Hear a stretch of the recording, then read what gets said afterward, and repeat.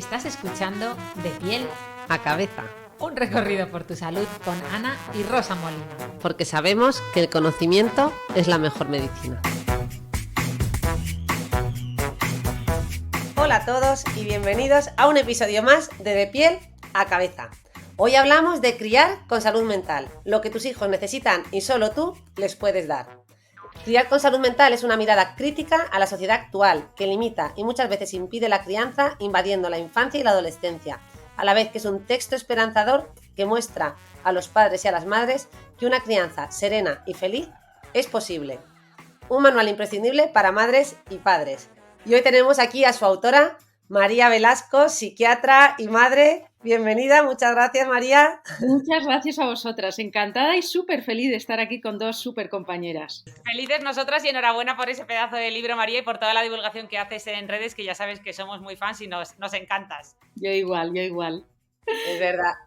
María, para que la busquéis, la podéis encontrar en Instagram en @DRA de doctora María Velasco. Y la verdad que no tiene desperdicio, hace un montón de vídeos, además de actualidad, reflexiona sobre temas muy frescos y con una mirada, la verdad, muy rica, muy amable, desde la experiencia clínica y también desde su experiencia como madre y bueno, y en muchos campos, porque creo que abordas no solo evidentemente temas relacionados con la maternidad como hemos hablado en tu libro, sino sobre muchos temas diferentes, ¿no? Fíjate que hay mucha gente que ha leído el libro y que no tiene hijos y lo que me dicen es que puedes ser madre, puedes ser padre, pero siempre eres un hijo de alguien, ¿no? Y entonces que es un libro que también te ayuda a comprender tu propia infancia, tu propio desarrollo, las relaciones con tu propia familia, tan importantes. Entonces, había que ponerle un nombre al libro y pusimos Criar con salud mental, pero realmente es un libro que va mucho más allá, que profundiza en temas que son interesantes para cualquier persona. Sin duda, fíjate que yo tuve el honor de estar en la presentación de tu libro en el Colegio de Médicos de Madrid, coincidiendo con el 125 aniversario del Colegio de Médicos,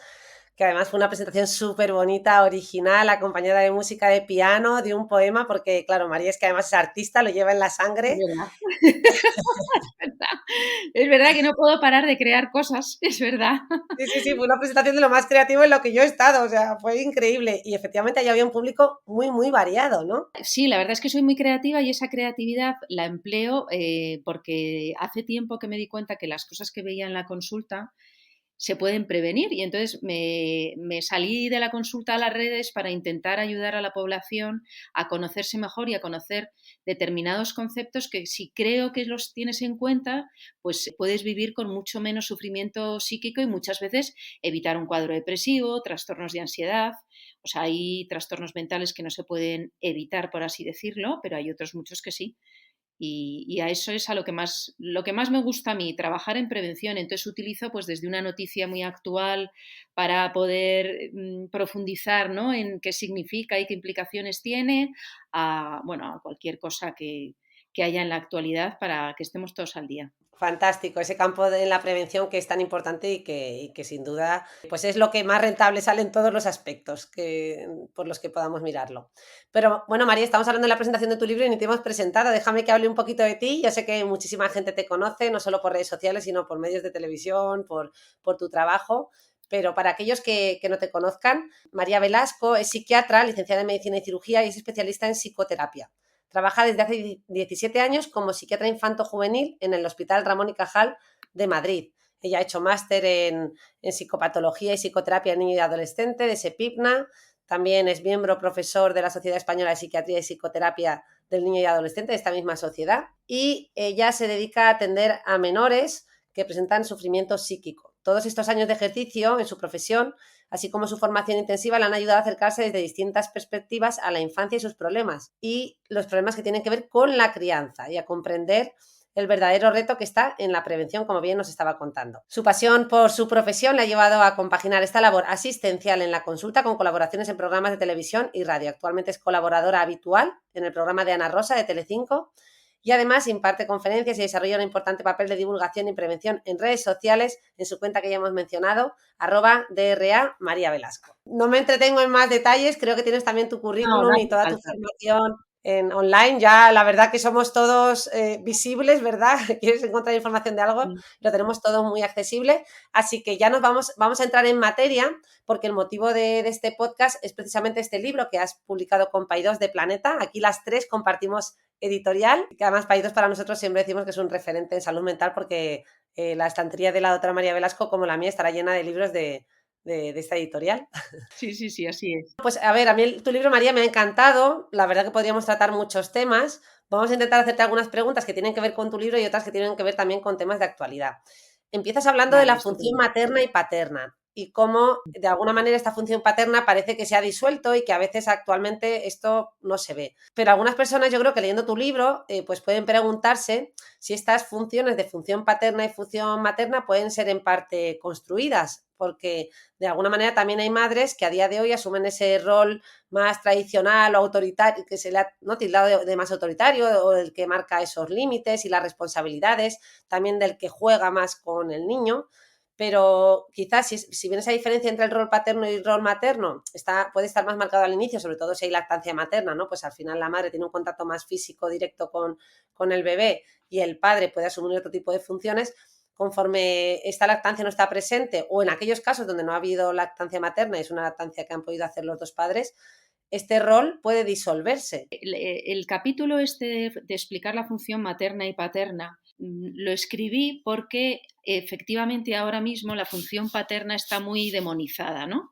Yo creo que los estilos educativos que hemos tenido hasta ahora eran muy punitivos, los castigos eran situaciones de violencia y de abuso de poder, y entonces eso mezclado con todo el tema del género, ¿no? y de intentar deconstruir cosas que no son justas, ¿no? y que parecían que venían dadas, ¿no? Como por ejemplo si eres un hombre pues eres más incapaz para los sentimientos, o si eres una mujer entonces te salen los cuidados como naturales, cuando esos son totalmente constructos sociales y que la sociedad nos ayuda a construirnos en esa dirección o nos impide construirnos en esa dirección. Entonces, la función materna y paterna la describí como para que la gente pueda tener en la cabeza lo que es un concepto, ¿no? Como la función materna, esa función de eres lo más importante, eres maravillosa como eres, te quiero por encima de todo, estoy a tu disposición, soy tu refugio, tu calor, te entiendo, si tienes miedo voy a estar, si tienes hambre voy a estar, si tienes frío voy a estar, ¿no? Es como ese abrazo seguro, ese hogar calentito al que siempre volver, esa persona que es súper fan tuya y a la que le pareces maravillosa, que es el vínculo, el apego seguro, el vínculo seguro. Y la función paterna haría referencia a esa función antigua que antes desarrollaban los padres, porque antiguamente sí que estas dos funciones estaban mucho más repartidas, ¿no? Dentro de las familias, que es esa función de límite de esto no lo puedes hacer, hay que cumplir este horario, pero por otro lado creo en ti, puedes hacerlo mejor, tienes que enfrentarte a tus miedos, tienes que respetar a los demás, tienes que ganarte el día a día, hay que ganarse el pan, etcétera, ¿no? Entonces, ahora mismo la función paterna, esa función que se ha asociado a la función masculina y por lo tanto a una práctica de violencia o de abuso, está totalmente denigrada. Entonces, los niños ahora crecen con una hiperfunción materna a nivel social y a nivel familiar. Entonces, es como, por un lado, parece que se les protege, que son el centro de la casa, que todo les traumatiza, no se les puede poner un límite, no se les puede, por así decirlo, animar a que hagan nada que les cree disconfort. Y entonces estamos viendo en la consulta ahora mismo niños con 11, 12 años, que son estos niños que desde pequeñitos están criados así, con problemas de conducta muy graves, o sea, de faltar al respeto a profesores, a padres y madres, a volverse violentos porque tienen una rabieta con 12 años, y con 12 años una rabieta es muy, muy difícil de gestionar, ¿no? Y además, adolescentes mucho más frágiles, porque claro, si a ti no te dicen de qué va la vida de verdad, una vida en donde te tienes que poder frustrar deportivamente pues cada 5 minutos, yo creo exactamente, nosotros nos frustramos cada 5 minutos constantemente, pues ¿cómo vas a poder aprender a vivir? ¿Cómo vas a superar que te deje una pareja, que saques una mala nota? ¿Cómo vas a querer sacar buenas notas para tener un futuro? ¿Cómo te vas a construir una vida? Pues al final la vida parece que carece de sentido. Entonces, Es un equilibrio entre las dos funciones y tenemos que tener en la cabeza ese equilibrio. Una sola persona puede hacer las dos funciones. Sí, hay muchas mujeres ahora que tienen hijos ellas solas, o hay familias que están divorciadas, o hay familias que son homosexuales. O sea, hay muchos tipos de familias ahora mismo. Yo lo que quería dejar claro es que los niños, para crecer con la suficiente salud mental, en donde estés seguro de ti mismo, pero a la vez puedas adaptarte al mundo real, tienen que criarte en un equilibrio entre esa función materna de amor incondicional y esa función paterna de límites. Efectivamente, es una forma de mencionar, porque tradicionalmente se le ha llamado así, a estas funciones que tienen que estar presentes, ¿no? Por un lado, el generar esa figura de cuidados que tú bien has señalado, ese hogar, ese calorcito, esas necesidades más básicas que tienen que ver con lo afectivo, pero también esa función que tenga que ver con los límites, las responsabilidades, e ir frustrándonos poquito a poco dentro del seno familiar para luego poder ponerlo en práctica en la vida diaria, ¿no? Ese es el primer escenario donde todo esto se sucede, ¿no? El primer ensayo social ocurre en nuestras Eso casas. es, donde lo que construye nuestros pilares, nuestras grandes carreteras sinápticas, por así decirlo, son lo que sucede en casa, en nuestras familias, con nuestras madres, nuestros padres y en la relación vincular con ellos. Por eso es tan importante. Y esto de las funciones es pensar en ese equilibrio, ¿vale? Ni puedo sobreproteger, ni puedo ser un déspota dictador, porque las dos cosas hacen mucho daño. Es una manera de negligencia distinta, pero en el fondo es una manera de negligencia. Y tenemos que pensar que los menores y los adolescentes, que a veces se nos olvida pensar que los adolescentes necesitan de una función materna y de una función paterna, necesitan esas dos funciones de una manera equilibrada. Hay días, situaciones en donde la función materna pues tiene que estar más presente. Por ejemplo, si tenemos a nuestro hijo con fiebre, pues es un día de mucha función materna. Pero si tenemos a nuestro hijo que le queremos enseñar a nadar, pues es mucha función paterna ese día, ¿no? Pero que esas funciones las podemos desarrollar una sola persona, las dos funciones, o repartir las funciones en la familia, pero tenerlas muy presentes. Muy bien, pues aclarado estos conceptos que además vinculan también muy bien con otro capítulo de tu libro, donde hablas de ese narcisismo Sí. primitivo que traemos de serie todos cuando nacemos y que hay que ir frustrando poquito a poco con cuidado para poder crecer fuertes, adaptados y poder vivir en sociedad. Si este narcisismo es poco cuidado, bien porque se ha frustrado en exceso, pues puede tener consecuencias negativas, pero no frustrar ese narcisismo primitivo, pues puede también tener otro tipo de consecuencias negativas en las que el sujeto se cree el centro del universo. Bueno, lo decimos así, centro del universo, pero en el fondo esto se observa en las relaciones cotidianas, en lo interpersonal. Así que de alguna manera, en el juego de la vida, pues estas normas que hay, las responsabilidades que tenemos que ir asumiendo, lo vamos a hacer con más éxito si ese narcisismo primitivo se ha ido frustrando adecuadamente. Así que aquí la pregunta es un poco cómo podemos llegar a ese equilibrio como responsables de hijos o de menores que podamos tener cerca, y cómo podemos observar quienes no han tenido ese narcisismo frustrado adecuadamente en nuestro día a día. ¿Cómo lo observas? ¿Cómo lo ves tú en consulta o en tu quehacer Muy diario? importante esta otra pregunta. La segunda, voy a contestar la primera, pero luego recuérdame la segunda porque es muy importante. No, porque es súper importante. Una de las cosas más importantes de la vida adulta es saber relacionarnos bien, ¿no? Elegir bien a los amigos, a la pareja. Y este tema del narcisismo lo tendríamos que tener en cuenta porque es como muy de las cosas muy incambiables, ¿no? En psicología y en psiquiatría. Yo creo que es muy importante no pensar en la perfección, ¿vale? Cuando tenemos a un menor a cargo o un adolescente, no queramos hacerlo perfecto, porque ahí ya mal. O sea, vamos a exigirnos muchísimo, nos vamos a angustiar, vamos a pensar que hay un patrón o una guía exacta que tenemos que cumplir sin pensar que somos nosotros mismos los que tenemos que ayudar a esa persona en ese crecimiento, ¿no? Que es algo que le llamamos la infancia. Entonces, es verdad que todos nacemos con un narcisismo porque venimos, fíjate tú qué curioso, venimos de un espacio en donde lo tenemos todo resuelto, no tenemos ni que respirar, que es el vientre materno. Y así empezamos a existir.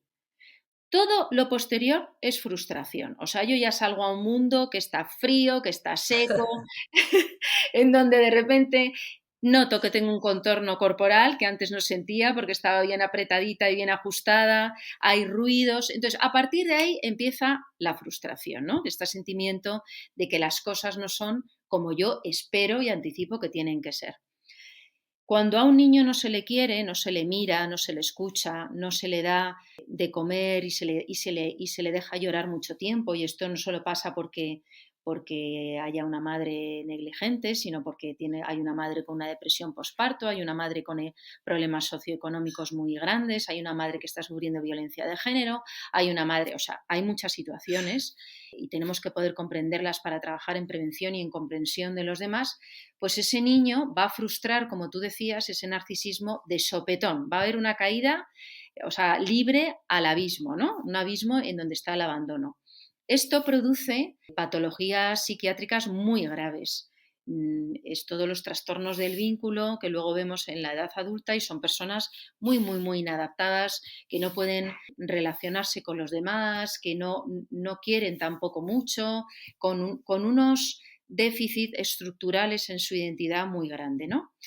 Si se frustra bastante fuerte, pero no tan a lo bestia, vamos a tener pues, personas que tienen situaciones traumáticas de la infancia y que van a tener pues, determinadas carencias, pero que se pueden, pues con terapias y con tratamiento y encontrando a buena gente en tu vida, buenos amigos, buena pareja, se pueden curar y se pueden mejorar.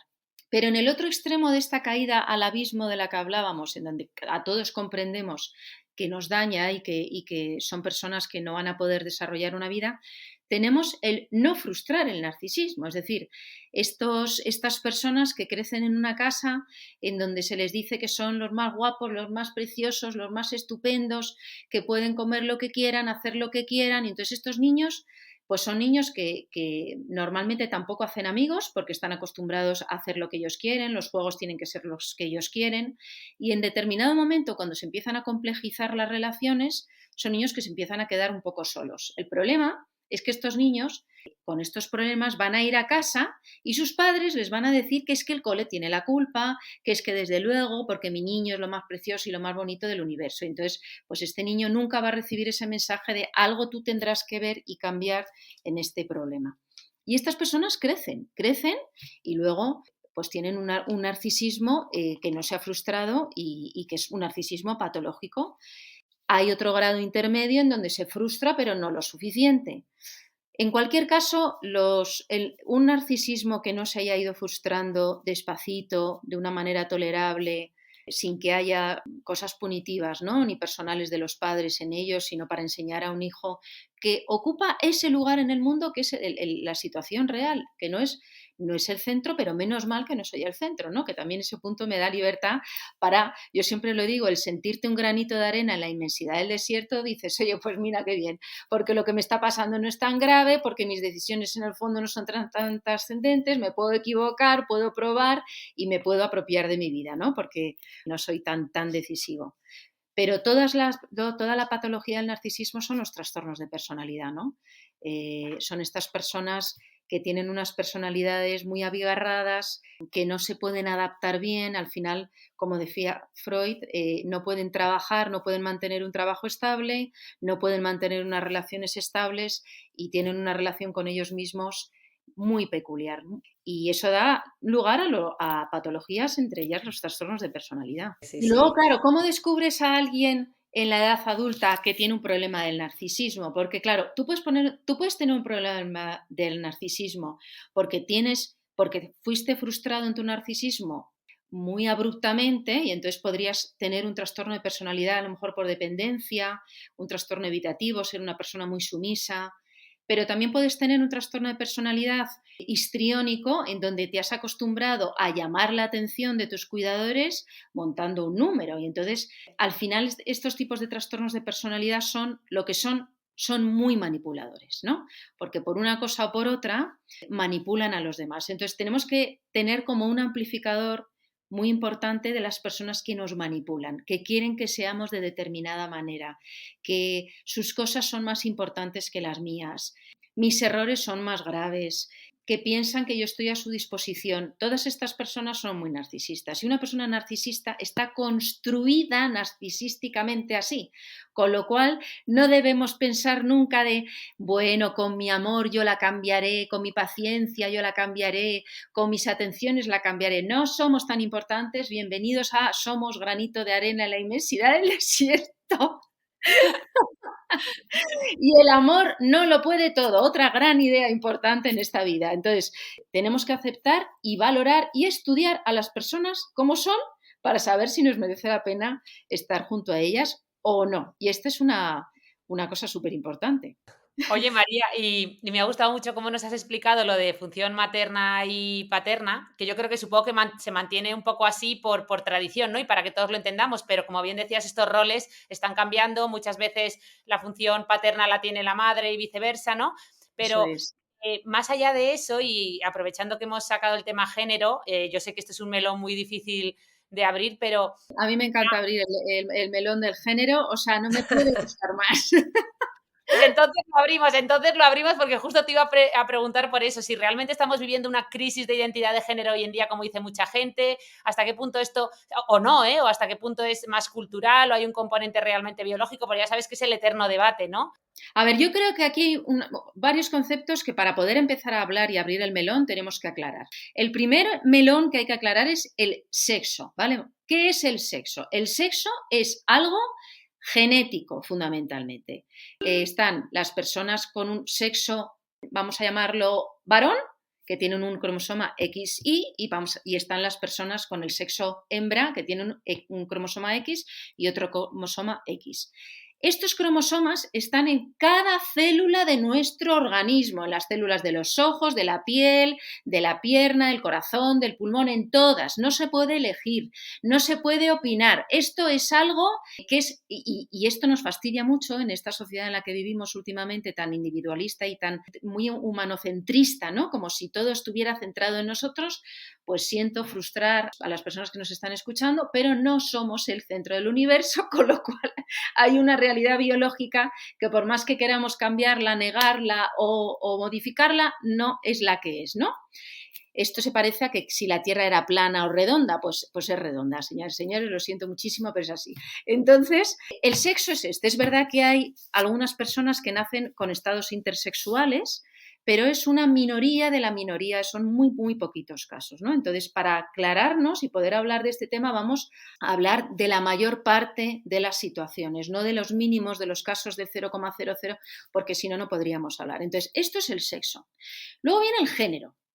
El género es masculino o femenino, hombre, mujer. Es decir, tú naces y antes de nacer tus padres ya te están pensando con unas características identitarias de cómo vas a ser, de qué te va a gustar, de a qué vas a jugar, de los colores que te van a gustar. Y esto tampoco lo elegimos, ¿de acuerdo? Pero no es genético, es decir, no viene predeterminado biológicamente. Tú no eliges el nombre que te ponen tus padres, tú no eliges el color de la cuna en la que te meten, tú no eliges muchas cosas en la vida, pero esas cosas te van tallando tu identidad, van construyendo quién eres, y esto es el género. Y entonces, de tal manera que no solo tus padres, sino toda la sociedad se encarga de que haya dos géneros. Y cualquier persona de que se salga de esto, mal, se le va a caer bastante, va a tener un castigo social encima, ¿no? De tal manera que las hembras tienen que ser mujeres. Y una mujer adulta pues es una persona que cuida, que está centrada en las relaciones familiares y de amistades, como muy para adentro, que se dedica a los cuidados, al hogar, tal. Y un varón va a crecer como un hombre, es decir, una persona que va a desarrollar mucho todo lo de hacia afuera, el trabajo, va a ser alguien competitivo, el éxito social, el traer dinero a casa, tal. Por eso cuando cuando una hembra tiene algunas características de un hombre, por ejemplo, es una mujer competitiva que se dedica a los negocios, la gente le mira como si algo está mal, ¿no? Debe ser una mala mujer o debe ser las actrices que hacen de estos personajes en las películas son siempre las malas, ¿vale? Porque las mujeres buenas son las que se dedican a los cuidados y tal, y sin embargo un hombre, si le da por llorar ante algo emocionante o tal, pues es un hombre débil, es un hombre que tiene como algún problema, ¿no? Como si fuera un hombre o afeminado o tal, porque ha desarrollado unas características que suponemos y que promovemos que sean femeninas. Estamos en el principio de una revolución del género. El problema está en que aquí hay alguien, y yo no sé quién es, que está empeñado en negar la realidad biológica. Voy a explicarme mejor. Estamos hace unos 100 años empieza el movimiento feminista a intentar reivindicar que una cosa es el sexo y otra es el género, y esto es muy importante para que las hembras puedan decir, oye, yo también quiero estudiar, yo también quiero votar, yo no siempre quiero cuidar, y también para que los varones puedan decir, oye, yo quiero llorar si algo me hace daño emocionalmente, y quiero poder ser un artista, y quiero que nadie dude de mi identidad si hago esto o aquello, ¿no? Es decir, para que podamos distinguir que hay algo social que nos quita derechos y a todos. Lo que pasa es que son mucho más evidentes los derechos que están anulados de la mujer. Y entonces este movimiento empieza a moverse y entonces empezamos a intentar deconstruir el género, es decir, que el género no nos influya en nuestras vidas. Y en eso hemos avanzado. De hecho, ahora hay muchos padres varones que son súper tiernos, hombres que ya pueden llorar, mujeres que tienen puestos de trabajo, de liderazgo y tal y cual. Pero ha pasado una cosa muy, muy curiosa que yo creo que todavía no hemos acabado de estudiar bien, y es que se mete aquí todo el tema transexual, ¿no? Y entonces se confunde, y yo creo que de una manera no arbitraria, sino con una intención, se confunde el sexo con el género. De hecho, en la última ley trans que sacó este gobierno, confunden los dos términos con una intención. Y al final es negar una realidad biológica. Por eso dicen que tú te puedes cambiar de género en el DNI, pero en el DNI lo que viene es el sexo. ¿Y por qué es importante distinguir entre sexo y género? Porque lo que podemos deconstruir es el género, pero no el sexo. El sexo no lo podemos negar, no somos tan omnipotentes. Y sobre todo los médicos, por ejemplo, lo sabemos porque cuando viene una mujer a urgencias y le duele la tripa, vamos a hacerle un test de embarazo, cosa que jamás nos planteamos hacer si es un varón. Y el varón tiene cáncer de colon a partir de 40 años, pero la hembra tiene un cáncer de mama. O sea, hay muchísimas cosas que lo dan una realidad biológica. Las hembras, si todo funciona tal, pueden tener hijos. No te planteas un embarazo en un varón. O sea, hay ciertas cosas que son muy importantes mantenerlas, y hay una realidad que pertenece a la hembra, que es todo el tema de la menopausia, de los embarazos, de los abortos, de la lactancia, que si la negamos, pues entonces otra vez la mujer vuelve a perder un espacio y un reconocimiento que intenta ganarse. Por eso aquí hay muchas luchas de muchos colectivos, de mucha gente interesada, está todo muy politizado, pero nosotras que somos doctoras y que nos dedicamos a ayudar a los demás, sabemos que esto también está siendo una iatrogenia, sobre todo para niños y para adolescentes. Yo creo que, como tú dices, Ana, estamos en un momento social en deconstruir el género. Yo creo que la solución es quitar el género de nuestras vidas directamente, o sea, que podamos ser y existir, pero sin negar nunca y sin saber que tenemos un sexo biológico. Oye, qué interesante. Nunca me había planteado yo, efectivamente, deshacernos del género. Al final Claro. es un constructo social, igual que lo hemos creado, lo podemos eliminar. Nunca lo había pensado así, me parece muy buena solución.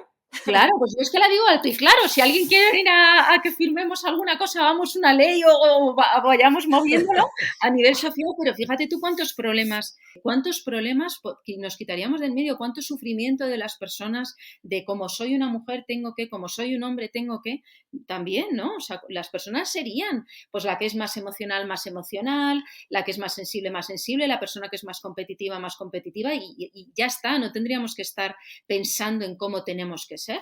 Qué bueno, efectivamente. Oye, y hablando de esta identidad de género, que además se produce en un momento clave, como es muchas veces, ¿no? Bueno, muchas veces empieza en la preadolescencia, pero muchas veces nos empezamos a plantear esto en la adolescencia, ¿no? Y sabiendo que tú eres experta en esto, también te quería preguntar para todos esos padres que nos estén escuchando, claro, cuando el adolescente se pone desafiante, con una actitud, ¿no? De muy poca colaboración, que dice que no a todo, ¿no? Que puede ser por este tema de género, pero ya estoy hablando en general, me estoy yendo a un tema más general. No sé qué nos puedes contar. La relación con nuestros hijos adolescentes la tenemos que construir en la infancia. No eres un adolescente de repente. Tú tienes que tener una relación con tu hijo. O sea, la gente, ahora mismo hay como un concepto un poco extraño, ¿no?, de la relación con los hijos, que yo creo que está muy lejos de comprender que es una relación humana. O sea, les tienes que conocer y te tienen que caer fenomenal. O sea, y como una amiga, ¿no?, con la que a veces discutes, con las que a veces... Es verdad que es una relación jerárquica porque tú estás al frente y esto es muy importante, ¿no? Mantener esas jerarquías, esa función paterna que hace distinguir que hay una jerarquía y que hay alguien cuidando y alguien que es cuidado, ¿vale? Nuestros hijos no nos pueden cuidar, no están para solucionarnos los problemas, no están para que les lloremos y les contemos nuestra vida amorosa, para que les digamos que no llegamos a fin de mes. No, nuestros hijos están para vivir su infancia y su adolescencia.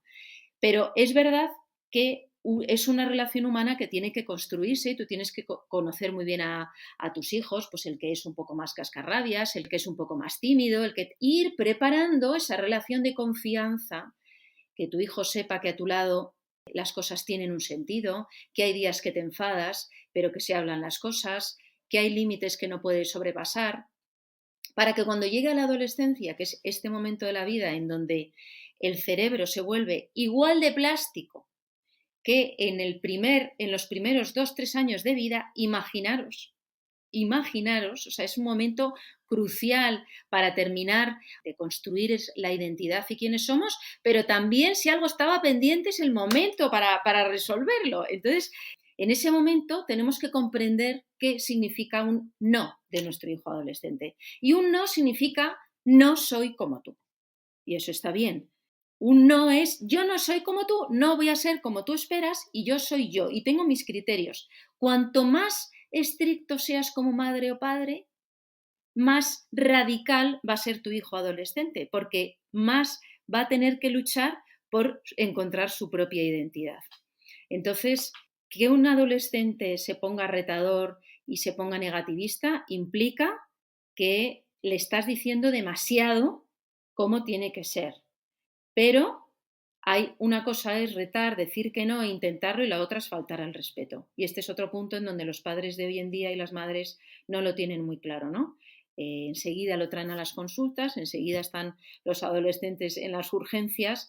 ¿Pero por qué? Porque no han sabido antes ponerles unos límites. Si tú no sabes poner un límite a un niño de 4, de 6, de 10 o de 12, cuando llegue a los 15 no le vas a poder poner un límite, porque no tiene el límite construido y entonces va a ser imposible, va a ser una hecatombe cada vez que le pongas un límite. Y los adolescentes necesitan muchísimo los límites porque ellos están en una explosión emocional, sexual, corporal, de sentimientos, de identidades, de todo. Entonces necesitan a tal hora en casa, beber no se puede, o sea, necesitan, este es el horario de los estudios, el móvil se utiliza de esta manera, necesitan una guía, necesitan un límite.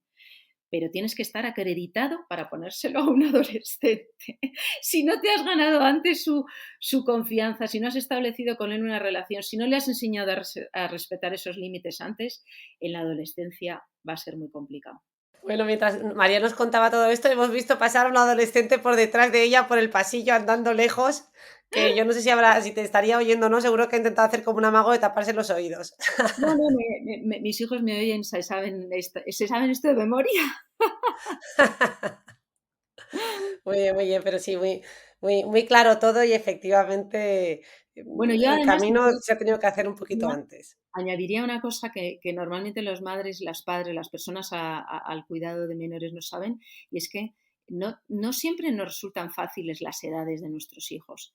Yo conozco madres y padres que están encantados cuando sus hijos son un bebé y ahí están disfrutándolo y tal, y luego no pueden sobrellevar la adolescencia de sus hijos, no los aguantan, por así decirlo. Y madres al revés o padres que cuando los niños son bebés no saben qué hacer con ellos, les angustian que no hablen, tal, y luego ya, en cuanto son adolescentes, se los llevan de ruta, no sé cuántos, los disfrutan muchísimo. Entonces, con esto quiero decir que la relación con nuestros hijos se construye va a haber etapas que te resulten más fáciles y que por tu forma de ser como madre o padre te resulten más sencillas, conecten mejor contigo, y otras etapas en donde te vas a angustiar más, te van a resultar más incómodas. Pero bueno, que madre y padre de tu hijo vas a ser toda la vida, incluso cuando tenga 40 y 50 también. Es una relación para siempre.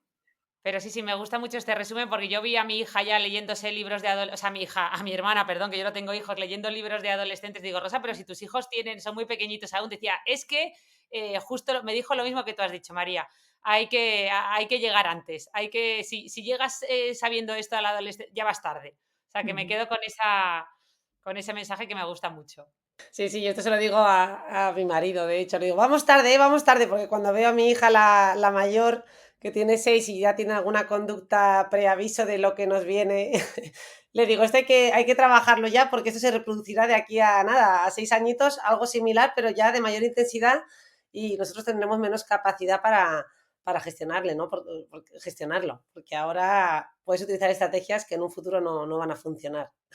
Por eso es importante en cada época, Spitz lo decía muy bien, las personas crecemos por etapas, ¿no? Entonces tenemos que ir acompañando a nuestros hijos en ese desarrollo porque en cada etapa tienen que aprender algo. Es decir, en los 2-4 años tienen que aprender a manejar las rabietas, de los 4 a los 5 tienen que aprender, de los 6 a los 10 tienen que aprender otra serie de cosas. Entonces, la infancia, acompañar a nuestros hijos es fácil si no nos dejamos deberes para mañana, ¿no? Sino que estamos actualizados y en el día a día y en la etapa que corresponde hacemos y les ayudamos a desarrollar las capacidades que tienen que desarrollar. Bueno, María, yo voy a hacer un giro y, bueno, no es giro, en realidad estamos hablando de adolescencia y a mí me viene a la cabeza un tema que también está muy conectado con esta etapa, que es el del acoso escolar o el bullying, que es una situación que entiendo que vosotros atendéis mucho, que se ve también en los colegios. En estas situaciones, de una manera, ¿no? Intentando solucionar este tipo de problemas, pues se termina interviniendo, ¿no? De tal manera que queda cristalizados unos roles, el rol del acosador y el acosado. Y claro, no, es muy importante intervenir porque se dan situaciones muy graves que no se pueden tolerar y no se pueden permitir.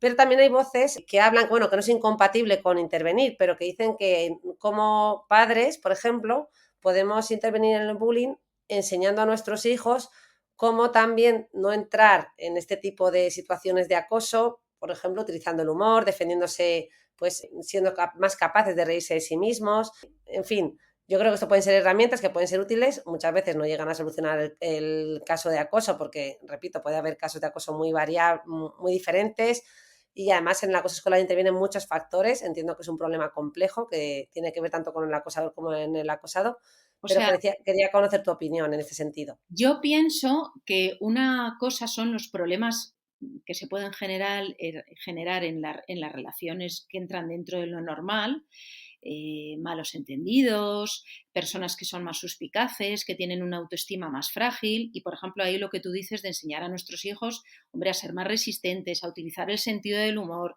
a no tomarse todo a la tremenda, pues son...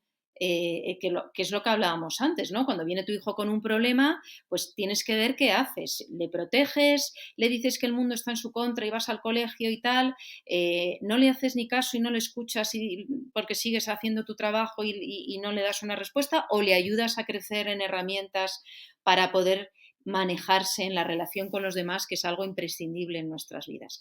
Pero esto del sentido del humor y el ayudar a nuestros hijos a relativizar, a comprender que a veces los amigos tienen un mal día y no depende de ellos, sino que también tienen sus problemas en su casa y que tenemos que aceptar a la gente como son, con sus cosas buenas y sus cosas malas, esto estaría dentro de lo que son las cosas normales de la vida. Porque el bullying es otro tema, ¿vale? Y aquí yo hago un punto y aparte. O sea, una situación de acoso no tiene nada que ver con lo normal. Es esperable y el acoso escolar se da en todos los colegios, porque tenemos que pensar que nuestros hijos cuando van al colegio no solo van a aprender matemáticas y lenguas, sino que van a aprender a relacionarse con los demás. Y esto de relacionarse con los demás es algo bastante complejo, lleno de matices. Y cada uno tiene sus casas y cada uno ha visto cómo se relacionan sus madres con sus padres, y a lo mejor hay niños que viven situación de violencia y la toleran mucho más, o cómo la viven, la ejercen, o hay niños que vienen de sus casas y apenas son escuchados y con lo cual son niños más frágiles y sobre los que es más fácil meterse, pero también hay niños que están bien construidos y que en casa se les hace caso, pero son un poquito más altos, un poquito más bajos, un poquito más guapos, un poquito más feos, un poquito más estudiantes, un poquito... Al final, no estar dentro de la norma, no estar dentro de la media siempre es un problema. Y en la infancia, muchísimo más. O sea, yo tengo mujeres que son modelos en la consulta que han sufrido acoso escolar en el colegio, imagínate tú, y personas de altas capacidades que han sufrido acoso escolar en el colegio. O sea, que no siempre es un niño vulnerable, es tener algo distinto. Pero el acoso escolar es una situación muy grave, es una situación de violencia, de primero que va con gestos, luego con palabras, gestos faciales me refiero al lenguaje extraverbal, luego con palabras y luego ya con actos violentos. Y en donde tenemos casos muy graves que han acabado con niños que han querido atentar contra sus vidas y lo han conseguido. O sea, que esto no es ninguna tontería. Entonces, sabiendo que pasa en todos los colegios, porque es parte del desarrollo de la identidad de nuestros hijos. Sabiendo que tiene consecuencias nefastas en la infancia, como son traumas y algunas situaciones de suicidio. Pues evidentemente, claro, hay que hacer unos protocolos para formar a las personas que están en los colegios para intervenir bien. Porque no solamente hay que detectarlo, sino que hay que crear una dinámica diferente en ese grupo.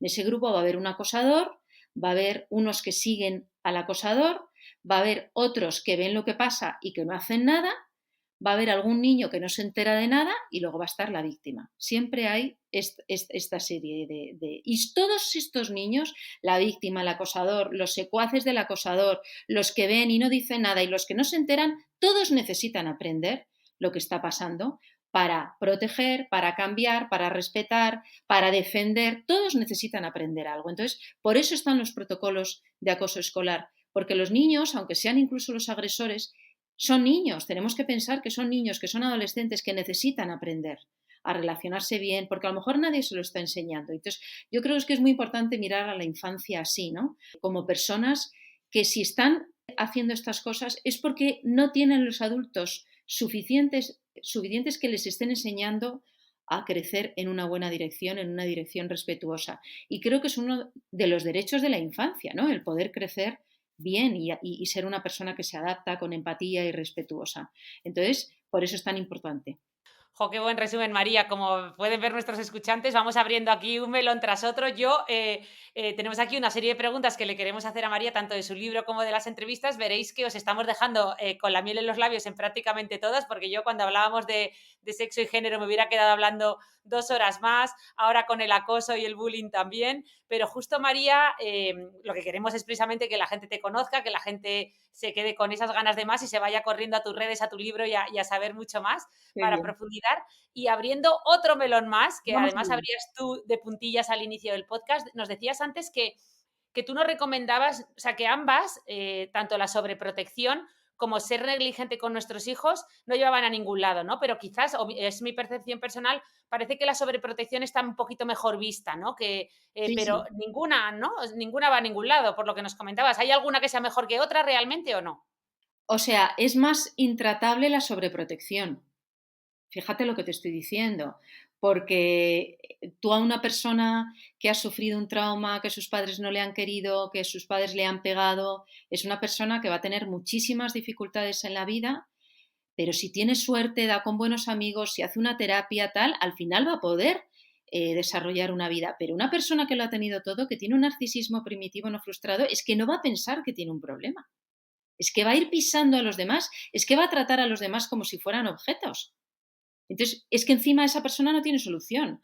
No tendrá el nivel de sufrimiento que la persona que a lo mejor le han maltratado, entre comillas, pero no va a poder tener una vida, no va a poder tener una pareja, desde luego no va a tener una pareja a la que poder hacer feliz, eso ni de broma. Y en el trabajo, como no sea el jefe déspota, no va a mantener ningún trabajo, va a ir cambiando de trabajo, le van a echar de todos los sitios, porque siempre va a pensar que tiene muchos derechos y ningún deber. Entonces, ahora mismo estamos viendo muchos casos de negligencia en la sobreprotección.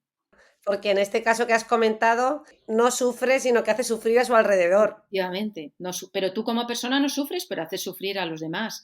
Sufres un poco la rabia de que las cosas no te salgan como tú quieres, ¿vale? O de que la gente no te trate como el Dios que crees que eres, pero ese sufrimiento realmente no lo podemos comparar a sentir que no te quieren, a sentir que no te miran, a sentir que sobras en la familia, incluso que te pegan o que te han castigado con algún castigo físico o que te han insultado. Ese dolor es tremendo, ¿no?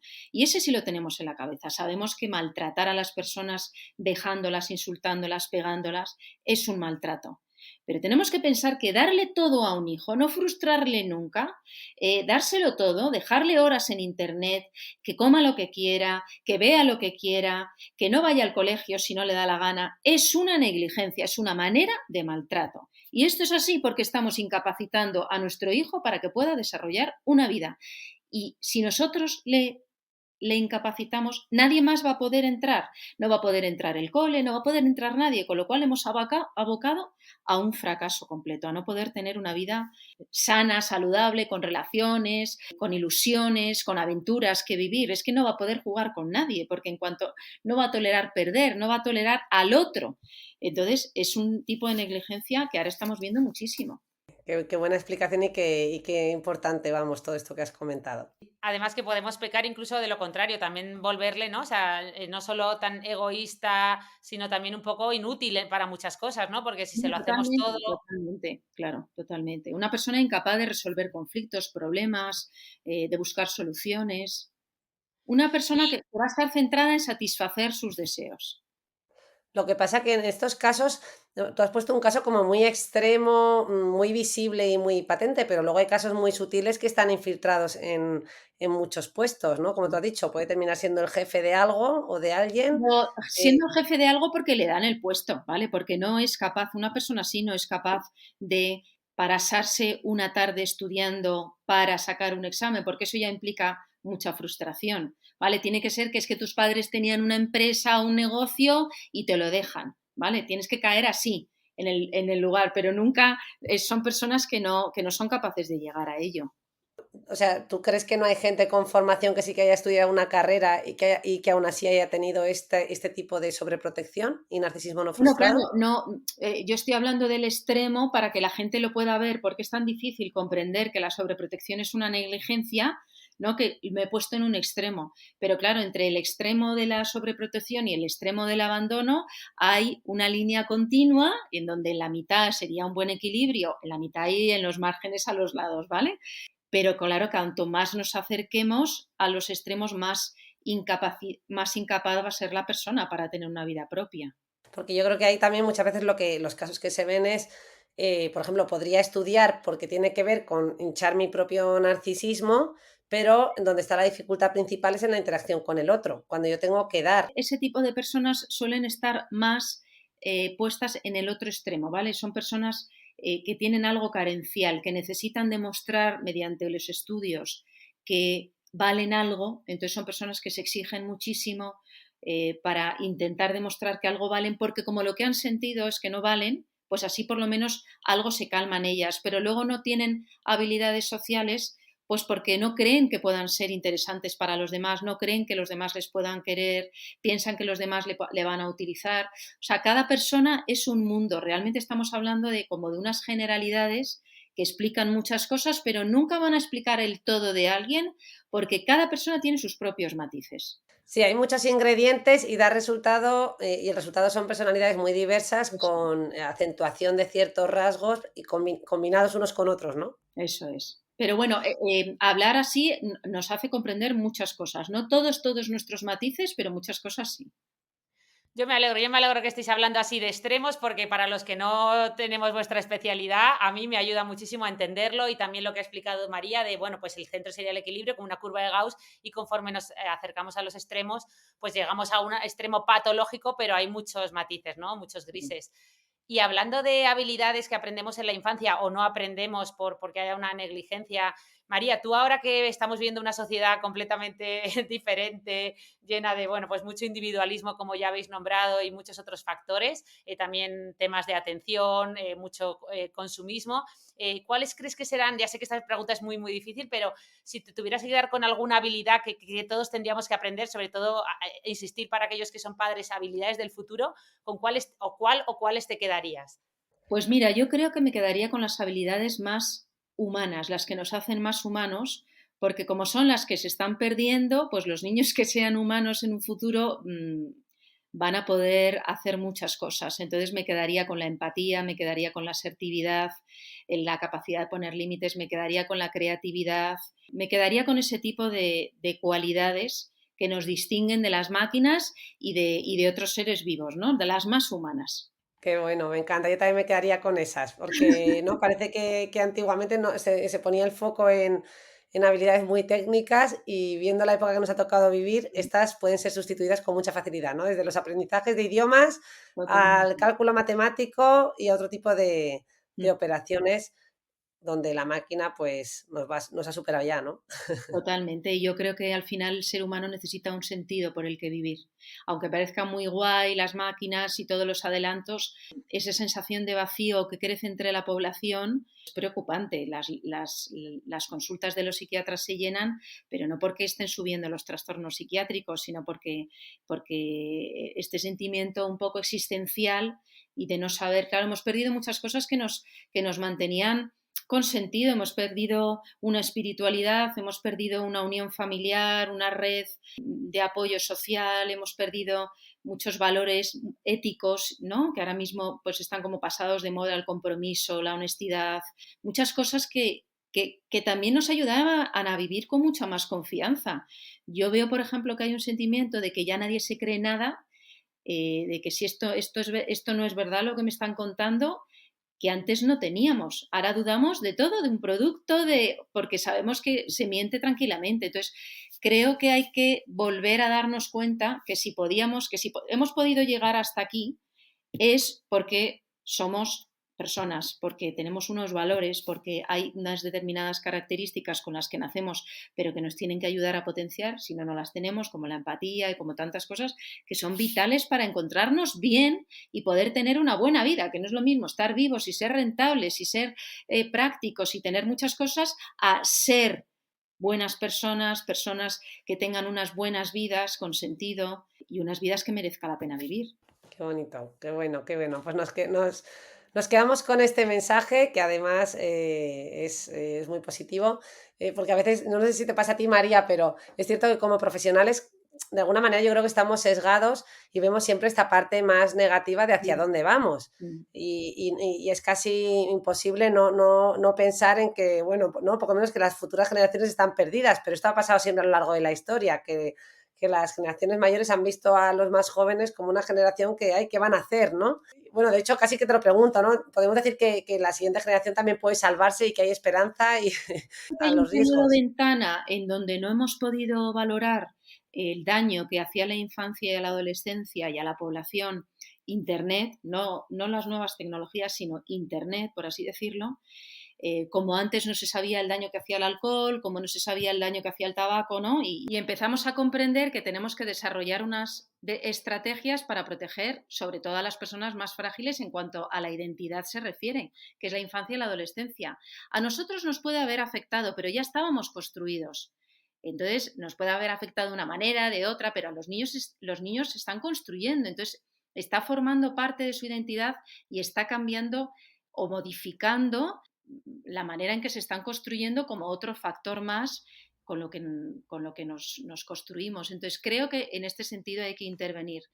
Pero el ser humano es maravilloso, tiene una resiliencia increíble. Creo que hay personas que han sabido pues detectar a tiempo, entre ellas estamos nosotros, los médicos y las personas que nos dedicamos a la salud mental, que rápidamente hemos dicho perdón, perdón, perdón, y es verdad que estamos en un punto en donde vemos lo negativo, pero gracias a que vemos eso, rápidamente hemos encendido la voz de alarma para decir que esto es algo negativo bueno, que hay que actuar ya. Y se actuará. Claro, la medicina tiene mucho de prevención. ¿no? No solo de curar y de tratar, sino sobre todo de prevenir.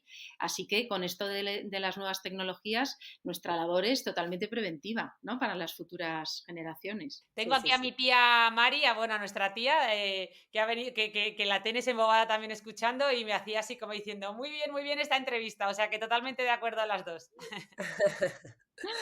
Bueno, es que le hubiéramos hecho miles de Sí. preguntas a María, porque la verdad que Pues otro día, todas las veces que tenemos que queráis. repetir con ella porque da gusto escucharte, María. Sepas que teníamos como 12 preguntas más que hacerte y además eran todo melones, porque hemos dicho, además María es de estas personas con capacidad, con argumentos y que se moja, ¿no? Porque, oye, pues yo creo que son temas que tú tienes muy trabajados. De hecho, me ha hecho gracia porque hemos empezado con la excusa de tu libro, luego ya hemos acabado preguntándote un poco de todo. Y bueno, eso es lo bueno, Sí, ¿no? sí, De sí. traer a gente como tú a este podcast, que por cierto, tú también tienes tu propio podcast que se llama Raíces Sí, y que invitamos a es verdad. escuchar, Sí, sí, sí. invitamos a todos nuestros escuchantes a que lo busquen y pasen esos ratitos contigo, que yo también te escucho y me gusta un montón. Todo el mundo a escuchar Muchas gracias. raíces, todo el mundo a escuchar raíces y a seguir a la doctora María Velasco en redes, que da gusto. Yo todos los clips de sus entrevistas siempre me paro. Digo, esto hay que escucharlo, que siempre te hace algún clic, como todos los clics que nos ha hecho en la entrevista de hoy. Muy bien. Encantada, de verdad. Llevábamos tiempo intentando hacer este podcast. Sois las dos maravillosas, me parecéis personas encantadoras, alegres, positivas, me encanta estas dos hermanas y nada, muy agradecida de que me hayáis invitado y que hayamos conseguido grabar este capítulo. Muchas gracias por venir, María, sin duda a ti y nada, nos despedimos. Como os decíamos, podéis encontrar a María en redes, podéis también encontrarla en su libro Criar con Salud Mental y nada, que os esperamos para otro viernes más, que nos deis vuestras opiniones, que lancéis también vuestros comentarios y nos escuchamos. ¡Hasta pronto! Hasta luego, hasta pronto, adiós, gracias.